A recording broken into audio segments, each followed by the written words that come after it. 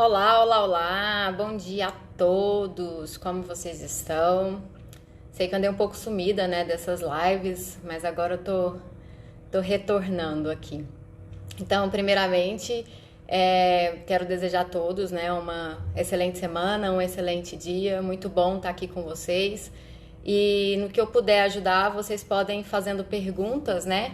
De acordo com a temática. Algumas pessoas já me mandaram alguns questionamentos aqui que eu vou responder durante a live.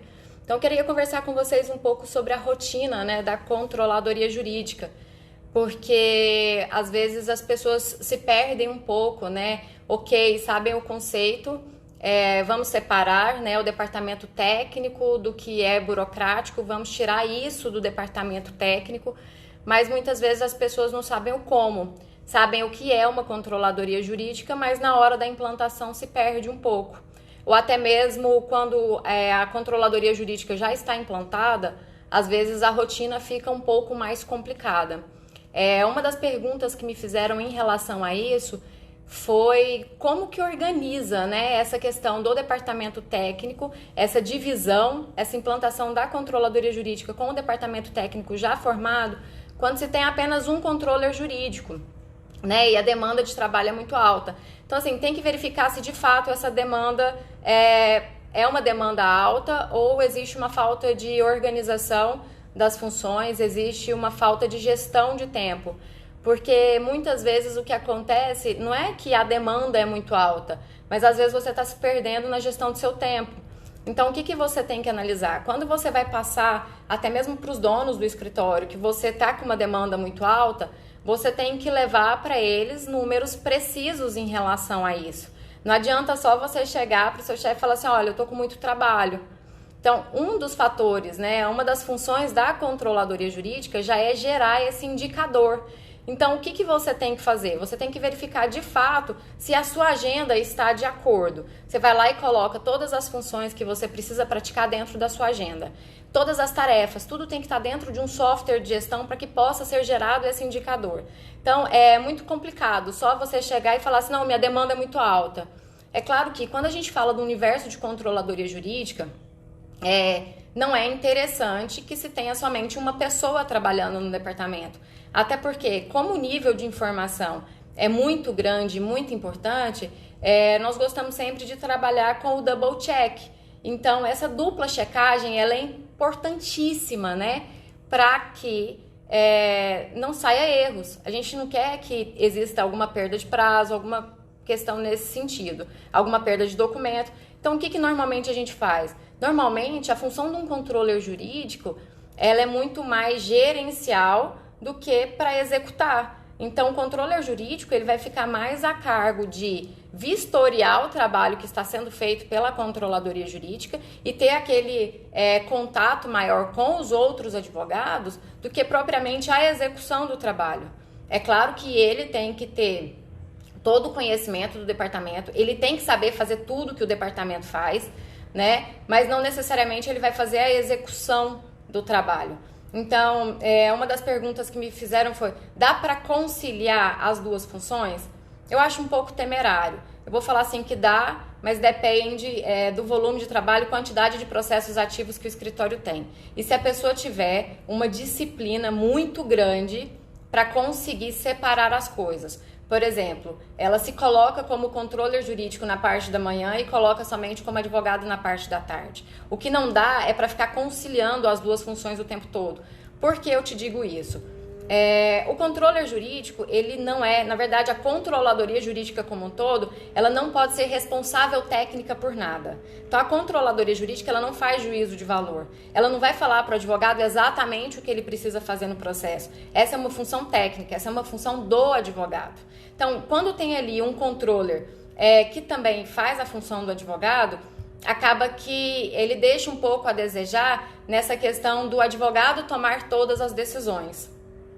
Então, se ele não tem a disciplina para saber separar as coisas, é melhor que essas duas funções elas não sejam acumuladas. Até mesmo porque chegam várias publicações e em muitas publicações não se fala exatamente o que deve ser feito. E não cabe à controladoria jurídica descobrir o que precisa ser feito. Então, chegou lá, né? Manifeste-se. O que a controladoria jurídica vai colocar como tarefa para o advogado fazer é isso. Se for estabelecido um prazo específico ali naquela publicação, a controladoria jurídica vai colocar. Se não for estabelecido prazo, é o prazo legal, 5 dias, e vai colocar ali, claro, dentro do D-2, D-1, não sei como o seu escritório trabalha em relação a esses prazos, né? Então ele vai colocar ali, quem vai se virar para saber o que tem que manifestar, sobre o que tem que manifestar, é o advogado. Porque a controladoria jurídica, de forma nenhuma, ela tem responsabilidade técnica no processo. Às vezes pode acontecer da controladoria jurídica colocar ali, não, o advogado tem que fazer isso. Aí, por algum motivo, não era bem aquilo que era para colocar. Aí ele vai lá e coloca a culpa no controller. Não, mas foi o controller que mandou eu colocar isso. Então, hipótese nenhuma, a controladoria jurídica pode ser responsável técnica, né? Então, essas duas funções é melhor que elas sejam muito bem separadas. Outra questão que me perguntaram obrigatoriamente, o controller ele precisa ser formado em direito? É melhor que seja. Por quê? O controller jurídico ele precisa ter um conhecimento jurídico. Já aconteceu, por exemplo, de um cliente meu, nós acabarmos colocando uma pessoa que era do departamento financeiro para ser controller jurídico. Mas por que isso foi feito nessa situação? Porque era uma pessoa que já estava no escritório há muito tempo, ela já conhecia todos os termos, ela já conhecia todos os prazos, ela já estava no escritório, ela já estava incorporada em todos os assuntos que o escritório tinha. Então, para ela tinha familiaridade com o direito. Não dá para você colocar uma pessoa que nunca teve contato com direito na vida e jogar ela dentro de uma controladoria jurídica, isso não vai dar certo. Existem muitas peculiaridades em relação aos prazos, né? Tudo depende muito da área de atuação do escritório. Se você for pegar ali, os prazos trabalhistas são diferentes dos prazos cíveis e dos prazos de algum órgão administrativo. E dependendo do órgão que você trabalha, ainda tem diferença de órgão para órgão. Então, tem órgão que vai exigir que a defesa seja feita em 10 dias, outros em 30. Então, tudo tem que ser verificado, tem que verificar as minúcias, né, de cada um dos processos, de cada área de atuação. A gente tem aí, por exemplo, o direito penal, que os prazos ainda são mais diferentes ainda. Então, tudo isso tem que ser analisado. Então, quando você coloca uma pessoa que não é da área do direito, pode ser um pouco prejudicial para o seu escritório, você pode estar correndo um certo risco. A Sara está aqui me perguntando se vai ficar gravado, né? Vai sim, Sara, depois eu vou baixar ali pro meu IGTV, não preocupa não, que todo mundo vai ter acesso depois. Então, voltando a essa questão, então, de forma nenhuma, um controller jurídico, uma controladoria jurídica vai ser responsável técnica, de forma nenhuma. Então, às vezes vai acontecer de ter uma publicação de uma sentença. A gente sabe que de uma sentença podem vir 2 tipos de recurso diferentes, né? Então, se vai ser um ED, se vai ser uma apelação, quem vai decidir é o advogado. Cabe à controladoria jurídica colocar ali naquele prazo as 2 opções. E se o advogado optar por uma ou por outra, ele tem que informar a controladoria jurídica do porquê para a controladoria jurídica da baixa e isso ficar salvo no histórico. Então, todo o histórico do processo, ele tem que estar salvo. E para isso, a gente precisa de um software de gestão. Então, muitas pessoas me perguntam assim, não, mas Marcela, tem como implantar uma controladoria jurídica sem um software de gestão? Até tem, porque exigem níveis de organização que você vai ter. Mas tem como até uma quantidade específica de processos. Se você tem processos demais, nem inventa. Igual, por exemplo, tem softwares de gestão que são até gratuitos, até 100 processos. Se você fizer até 100 cadastros, você não paga absolutamente nada por mês. Então, não compensa você deixar de contratar um software de gestão, porque, não, estou reduzindo o custo, né? Acaba achando caro. Hoje em dia, no mercado, tem mais de 50 tipos diferentes de software de gestão. Nenhum software de gestão é perfeito. Você nunca vai encontrar nenhum que seja totalmente redondo. A gente tem que padronizar, a gente tem que parametrizar o software de gestão para que ele fique o mais adequado possível para o seu escritório. Mas não necessariamente você já vai encontrar um software de gestão que esteja pronto, né? Então, tudo depende muito da área de atuação. Quando eu vou até indicar para os meus clientes a questão do software, eles ficam muito apegados a alguns softwares específicos no mercado, né? Porque existem muitos softwares que são muito bons. Só que às vezes aquele software que ele ficou apaixonado não é o adequado para a área de atuação dele. Não vai ter todas as funções que ele precisa. Existem softwares de gestão que o departamento financeiro é fantástico, mas deixa muito aquém em outras áreas. Então, tudo você tem que verificar. Então, eu preciso... Quais são as etapas, né? Me perguntaram aqui, Marcela, como é que funciona, né? Qual é o passo a passo da... Qual que é o passo a passo da implantação da controladoria jurídica? Primeiro, assim, uma das coisas que eu sempre faço quando eu inicio uma consultoria de implantação de controladoria jurídica. O primeiro passo é analisar o software de gestão, se já tem ou se não tem. Se não tem, primeira coisa, vamos contratar um software de gestão. Eu sempre indico, dentro das necessidades do cliente, eu sempre indico pelo menos 3 softwares de gestão diferentes. Por quê? Existem softwares que a licença é cara, existem softwares e a licença é cara, mas a mensalidade é barata. Outros não pagam a licença, mas os custos que você tem para inserir algumas informações são altos. Existem softwares que não pagam licença, só mensalidade, o preço é mais acessível. Então, dentro dessas adequações, dentro do que o cliente precisa, eu preciso dar para ele mais de uma opção. Eu não posso deixar ele engessado. Tem alguns softwares, por exemplo, que o valor deles é proibitivo para a maior parte dos escritórios de advocacia. Por que disso? Porque são muito caros, são inviáveis. Então, acontece, por exemplo, de determinados softwares de gestão, às vezes eles cobram por uma quantidade de acessos. Então, se você eles deixam free, né? Ou então dentro daquela mensalidade. Olha, se você tem até 5 acessos, 5 logins, o valor é X. Mas ou então você paga um valor específico por cada login adicional, ou então você fecha pacotes maiores. Então é muito importante também, até dentro dessa rotina da controladoria jurídica, que cada pessoa específica do escritório tenha um login próprio. Não é vantajoso para o escritório compartilhar logins. Até mesmo porque a maior parte dos softwares nem aceita, né? Eles não aceitam esse compartilhamento. Quando entra com o login, se você vai entrar novamente, já tem um login aberto, automaticamente já derruba o anterior. Então, não é praxe os softwares de gestão permitirem esse duplo login, assim, né? Mas é até melhor que eles não façam isso. Até porque tudo dentro do software de gestão tem que ser monitorado. Então, tudo que a pessoa fez dentro do software de gestão tem como emitir um relatório disso. Para alguns softwares é mais fácil, para outros softwares é um pouco mais difícil. Por quê? O que acontece? Tem alguns softwares que você tem que pedir essa autorização, que você manda para eles um pedido e dentro desse pedido é que eles te mandam o relatório das atividades que as pessoas fizeram dentro do software de gestão. Então é importante que cada um tenha seu login, porque se alguém fizer uma besteira ali, tem como corrigir. Outra coisa que é fundamental dentro da rotina da controladoria jurídica. Dentro do software de gestão, tem como você direcionar o que cada pessoa pode fazer no software.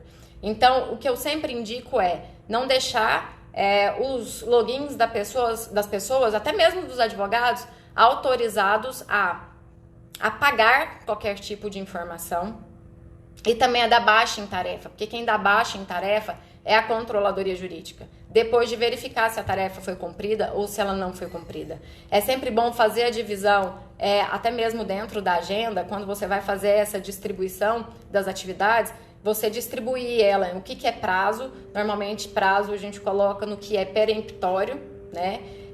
O que é uma tarefa, normalmente alguma diligência interna ou então algum trabalho consultivo a gente coloca como tarefa. Alguns escritórios de advocacia, eles preferem colocar, por exemplo, tudo como prazo. Então, qualquer atividade que o advogado vai desempenhar é um prazo. Isso por quê? Para o advogado ter a consciência de que tudo que ele está fazendo ali dentro é importante. Então, não adianta querer achar, não, eu preciso fazer uma análise de um contrato, isso pode demorar, isso eu posso fazer depois. Então, para que isso não aconteça, alguns escritórios fazem essa opção. Tudo depende muito do que faz sentido para o escritório. Tem cliente meu, por exemplo, que mesmo com a mudança dos prazos para dias úteis, eles não quiseram alterar. Então, dentro do escritório são dias corridos. Então, toda contagem que eles fazem sempre vai ser uma contagem em dias corridos. não tem problema. Se é errado? Não, não é errado.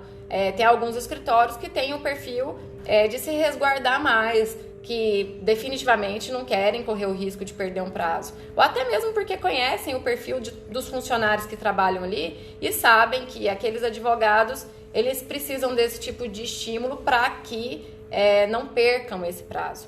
Então, assim, dentro de uma rotina de uma controladoria jurídica, uma das coisas que eu indico, por exemplo, para o controller, é fazer uma planilha de rotina de atividades, até mesmo em relação à periodicidade que tem que ser feito. Igual, por exemplo, tem alguns tribunais que não permite que o software de gestão ele faça aquele push automático, né? Então, não fazendo push automático de andamento, alguns processos estratégicos, por exemplo, eles deixam de receber essa comunicação automática. Então, coloca ali na controladoria jurídica quais são os processos que vocês querem que a controladoria jurídica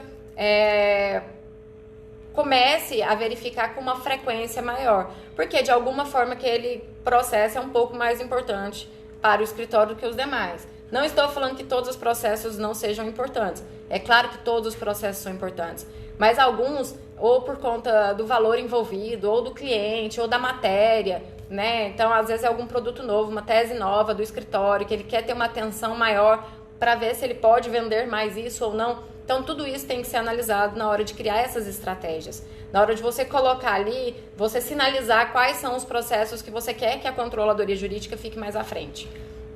Então, dentro dessa rotina, qual que é a periodicidade que isso tem que acontecer? Então, é uma vez por mês, a cada 15 dias, uma vez por semana. Então, tudo isso tem que ser analisado. Outra coisa, quais são as rotinas dentro de uma controladoria jurídica que também podem ser divididas dessa forma? Então, você tem que analisar dentro do seu contexto, dentro da sua área de atuação, o que você pode analisar pela periodicidade. Então, assim, quais são as principais funções? Quando você fala assim, quais são as principais funções de uma controladoria jurídica? Então, a primeira coisa, a administração do software de gestão.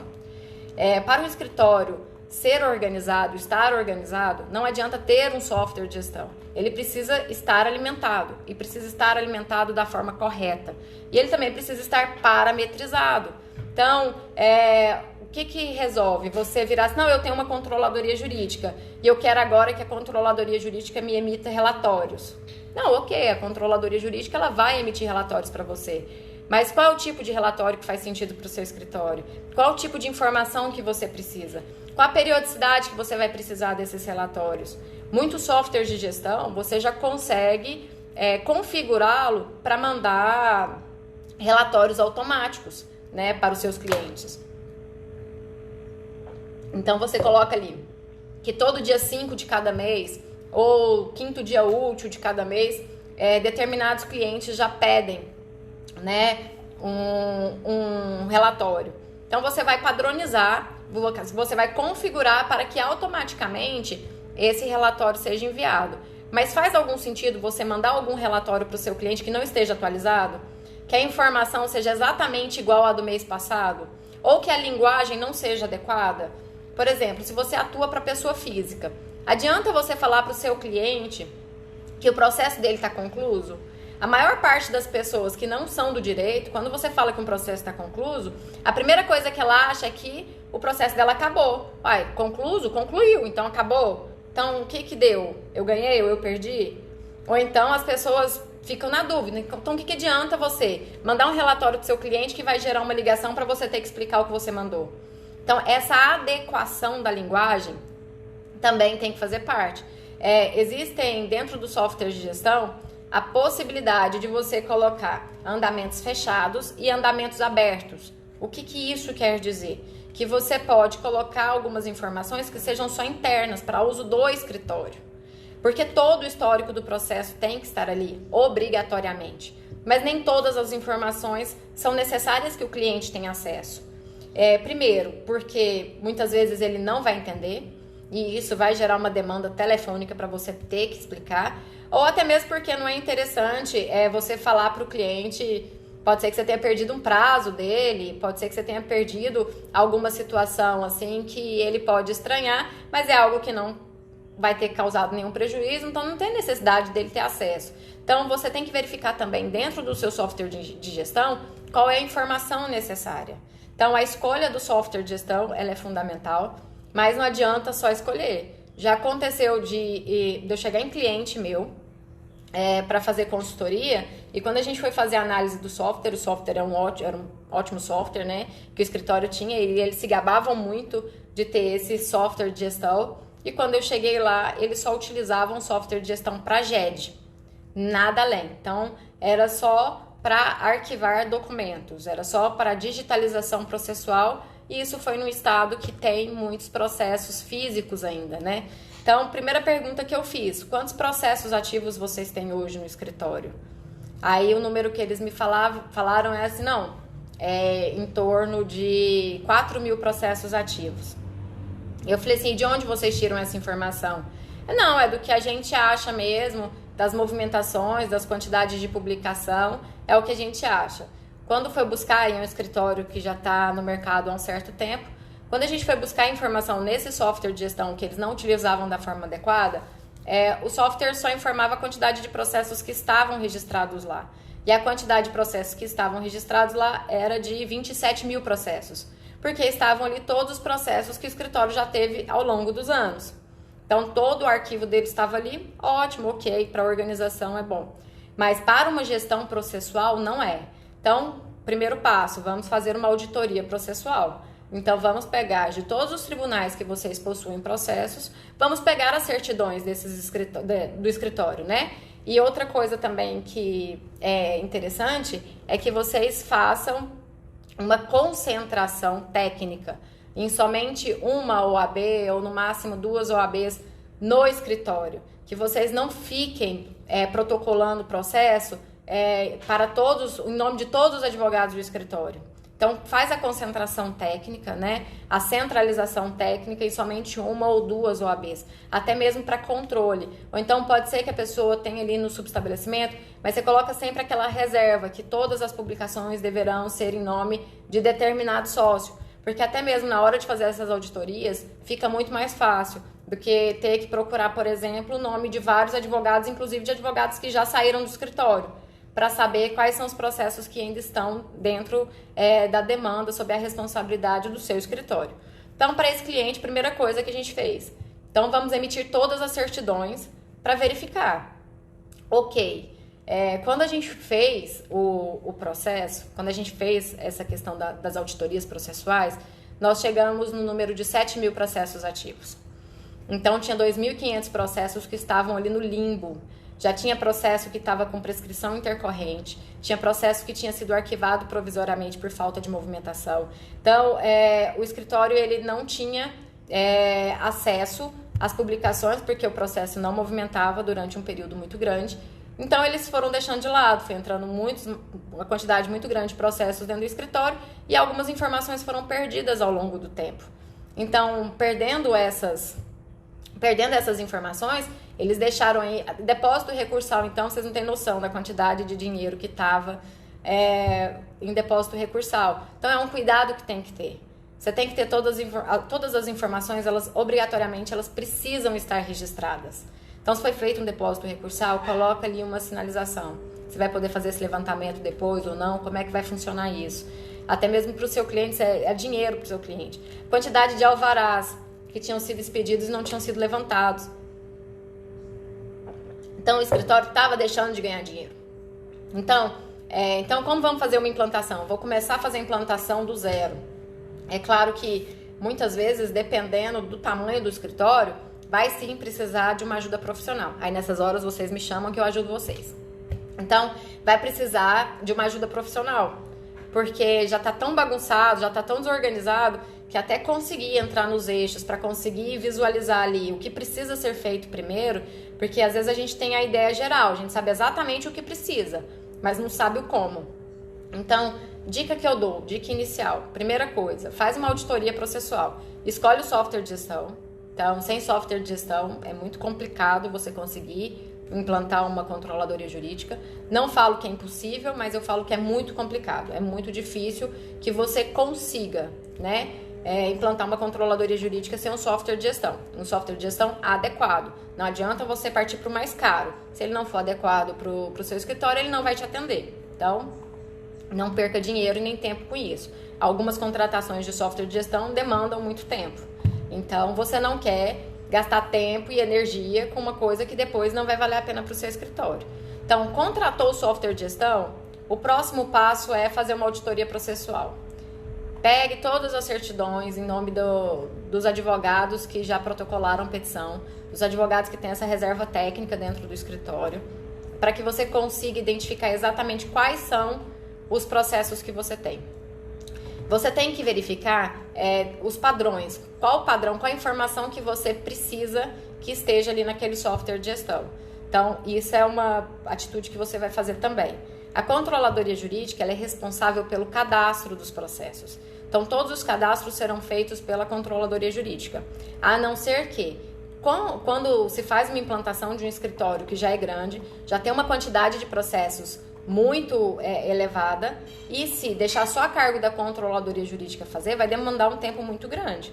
Então, tem alguns escritórios que fazem uma força-tarefa entre todo mundo do escritório, faz uma distribuição para fazer esse cadastro inicial dentro desse padrão que foi estabelecido. Outros escritórios acabam contratando uma equipe especializada. Existem algumas empresas no Brasil que fazem esse trabalho de fazer todo esse cadastro, né, dentro do que foi estabelecido pelo escritório, ou então contratam estagiários por prazo determinado, né? Então, vão ficar ali por um período de 3 meses, por exemplo, até que seja concluído todo o cadastro desses processos. Concluído o cadastro, ok, esses estagiários não entram mais nessas funções, né, dentro da controladoria jurídica do escritório, porque eles foram contratados especificamente para fazer esse cadastramento. Então, é outro detalhe também que é muito importante. Então, você estabeleceu os padrões, né? Contratou o software de gestão, estabeleceu os padrões, está com todas as certidões, então vamos começar a fazer esses cadastros. Além de fazer o cadastro com a certidão, tem que entrar em processo por processo para saber qual fase ele está, a quantas andam. E cabe ao advogado fazer um resumo processual inicial para verificar, para falar ali o que já aconteceu no processo. O porquê disso? Porque não necessariamente aquele advogado que é o responsável por esse processo estará sempre ali. Então, no caso da ausência dele por qualquer motivo que seja, ou férias, alguma questão pessoal, ou até pode ter saído do escritório, uma questão de doença, qualquer outra pessoa vai conseguir suprir a informação que o cliente precisa. Então, as informações têm que estar claras ali para qualquer pessoa. A pessoa não precisa demandar muito tempo olhando o software de gestão para que consiga passar para o cliente a informação que ele vai precisar.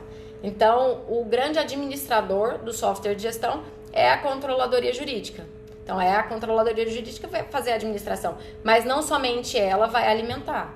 Tem a parte da controladoria jurídica, que é a controladoria jurídica que alimenta, que é toda a parte burocrática do processo, mas toda a parte técnica quem vai alimentar é o advogado. Então, se ele peticionou no processo, é ele que vai colocar qual foi o motivo da petição, o que estava na petição, é claro que de uma forma resumida e clara, não precisa dar um Ctrl+C, Ctrl+V ali na petição inteira para colocar como mandamento. Não tem necessidade que seja feito dessa forma, mas obrigatoriamente ele vai ter que colocar. Se ele optou por um embargo de declaração e não uma apelação, por que ele fez isso? Tem que constar ali também no software de gestão. Se ele pediu alguma autorização, a gente sabe que com a mudança do Código de Processo Civil, recursos meramente protelatórios, eles podem causar algum tipo de multa, né? Então, se você sabe que o recurso que você está entrando é meramente protelatório e pode ser que aconteça, alguns estados já estão cobrando, então você vai pedir uma autorização para o seu cliente. O cliente ele tem que estar a par dessa situação, ele tem que saber que corre esse risco. E você manda para ele um e-mail, quando ele devolver com a autorização, e se ele autorizar por telefone, você pede para ele responder o seu e-mail. O que você vai fazer? Você vai salvar esse e-mail no software de gestão. Então, você tem que ter isso registrado. Que aí no futuro, sei lá daqui quanto tempo, se acontecer do seu cliente levar alguma multa por conta disso, ser condenado por alguma multa e falar assim, mas como meu advogado deixou e tal? Não, olha, nós te avisamos que tinha esse risco. Então, o escritório, ele fica resguardado com isso. Então, eu gosto muito de falar sobre software de gestão, porque, de fato, é o que consegue dar maior organização e agilidade para as funções, para o que acontece dentro do escritório de advocacia. E, é claro, também trazendo mais segurança, mais qualidade para as atividades propostas.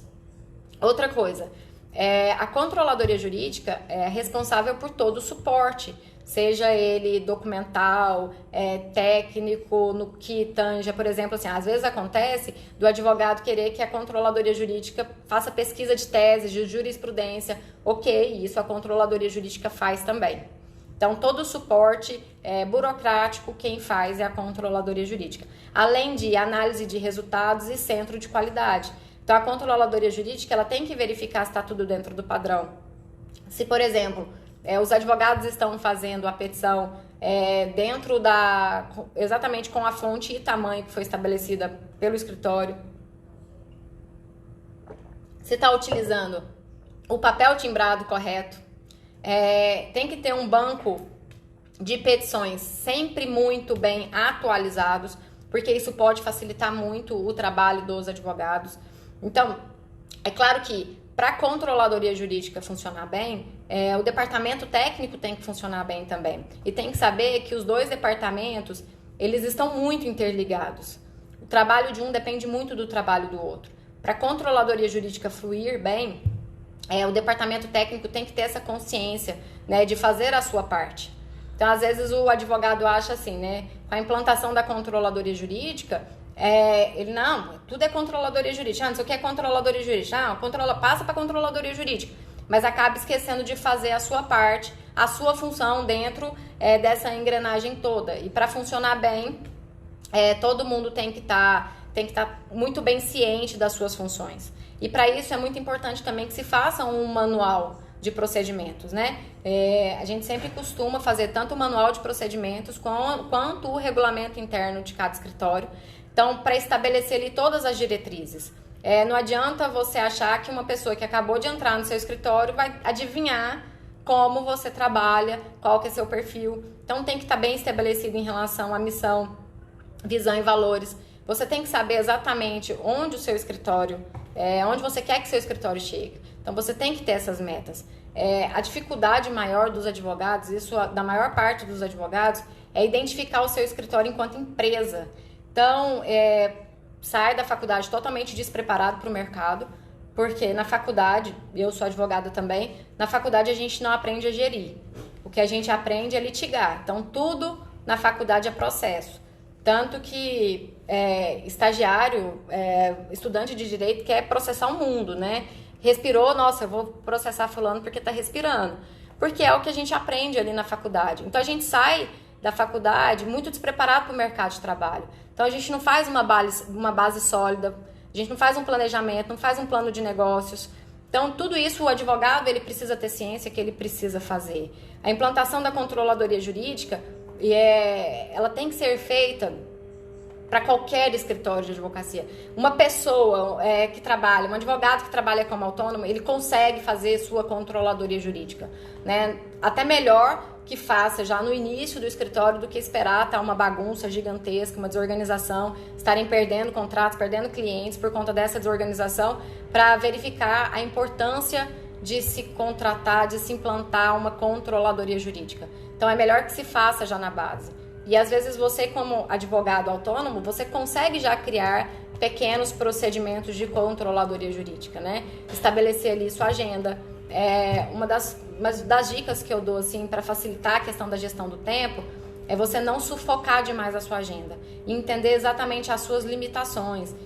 Dependendo do tipo de cada um, tipo de personalidade, o tipo de produção, existem pessoas que são mais diurnas, existem pessoas que são mais noturnas, e a vantagem que se tem com essa questão da pandemia é que hoje o home office, por exemplo, ele se tornou uma realidade.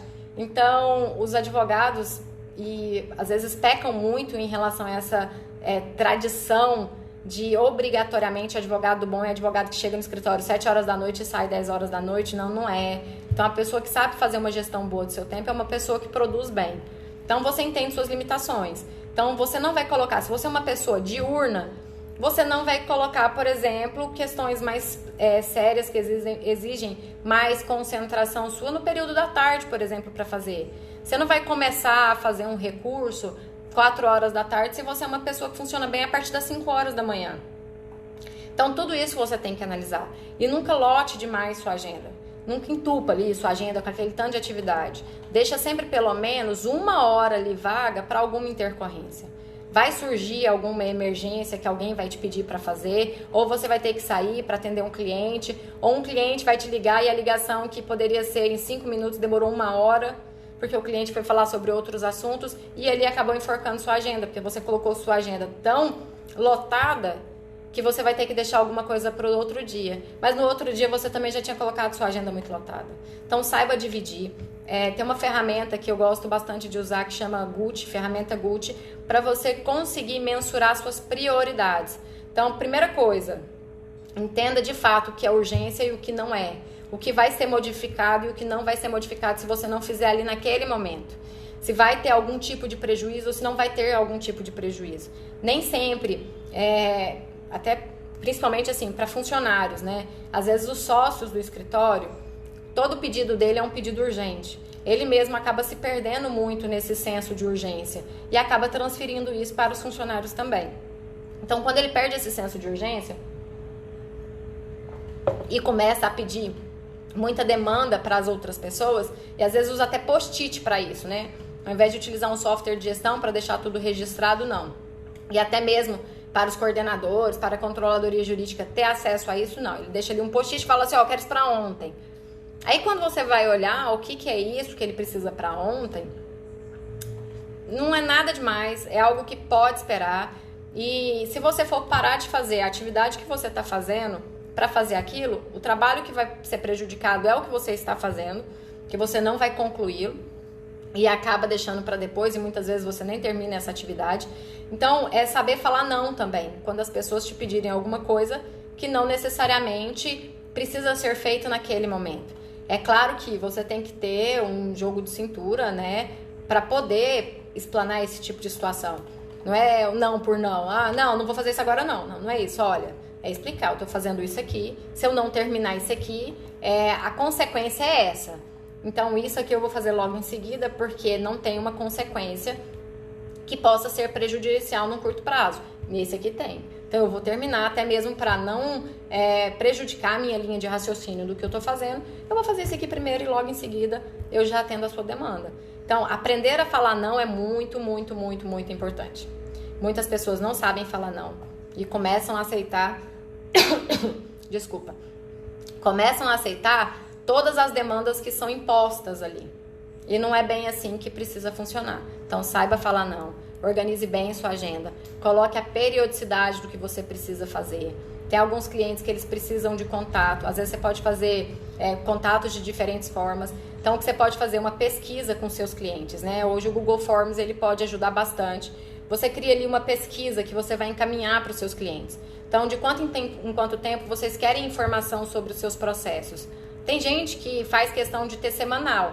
Aí você nem coloca essa opção no relatório. Por quê? Né? Nessa pesquisa. Por que você não vai colocar? Porque o processo não vai movimentar semanalmente.